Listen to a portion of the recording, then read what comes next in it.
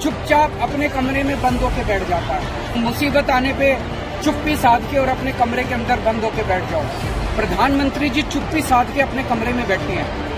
ये एक बहुत कमजोर नेता की निशानी है। सर, किस तरह के एक्शन की आप मांग कर रहे हैं? पहली चीज तो मणिपुर के अंदर जिस तरह के हालात पिछले कुछ महीनों से बने हुए हैं और केंद्र सरकार खासकर प्रधानमंत्री जी ने इसके ऊपर कभी कुछ भी नहीं बोला, ये बहुत चिंताजनक है। कोई कार्रवाई नहीं की गई इस बारे में। और कोई दूसरी चीज, जो कल वीडियो पूरा वायरल हुआ जिसमें दो बहनों को जिस तरह से निर्वस्त्र करके उनको परेड किया गया और उनके साथ सामूहिक तौर पे गलत काम किए गए, उससे पूरा देश की आत्मा झकझोर दी है। उन वीडियोज में पता चला कि वो वीडियो अभी के नहीं है, 2.5 महीने पहले के हैं और 2.5 महीने के अंदर वहां की सरकार ने इस बारे में कुछ भी नहीं किया। ये बेहद शर्मनाक है, ये क्रिमिनल है, ये आपराधिक मामला बनता है। मैं बेहद दुख के साथ मुझे कहना पड़ रहा है कि इसके लिए मणिपुर सरकार और केंद्र सरकार दोनों जिम्मेदार हैं। अक्सर देखने में आया है कि इस तरह के जब भी कभी देश में वाकया होते हैं तो प्रधानमंत्री जी चुप्पी साध लेते हैं। ये एक कमजोर लीडर की निशानी है। एक कमजोर लीडर होता है कि जब समस्या आती है तो वो चुपचाप अपने कमरे में बंद होकर बैठ जाता है।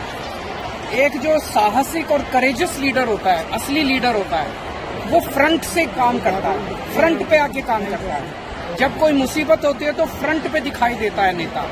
ऐसा नहीं होता कि मुसीबत आने पे चुप्पी साध के और अपने कमरे के अंदर बंद होके बैठ जाओ।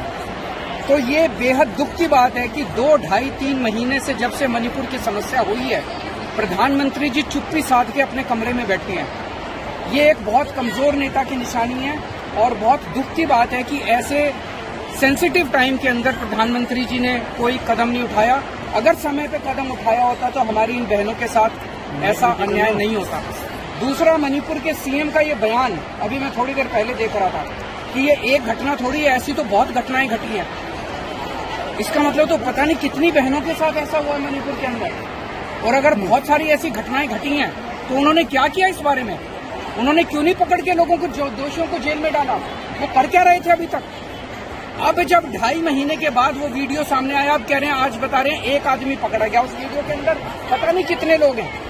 और जो एफआईआर दर्ज की गई है वो एफआईआर अननोन लोगों के खिलाफ। वीडियो के अंदर तो सबके चेहरे दिखाई दे रहे हैं। तो ये सरकार की बिल्कुल क्रिमिनल, जो भी कह लीजिए, कॉन्स्पिरेसी, नेग्लिजेंस, उसके अंदर कल्यूजन, जो भी कह लीजिए, लेकिन पूरे देश की आत्मा को इस इंसिडेंट में प्रोटेस्ट हो रहे हैं इसके खिलाफ और इस्तीफे की मांग की जा रही है। प्रोटेस्ट हो रहे हैं, प्रधानमंत्री के इस्तीफे की मांग हो रही है। सर, प्रधानमंत्री के इस्तीफे की मांग हो रही है। मेरा सबसे पहला है कि मणिपुर के अंदर शांति बहाल की जाए, जैसे भी की जाए, जिस भी तरीके से शांति बहाल की जाए। ये एक ऐसा सेंसिटिव मामला है जिसमें मैं कोई राजनीति नहीं करना चाहूंगा, लेकिन कुछ भी करके प्रधानमंत्री जी को सामने आना पड़ेगा।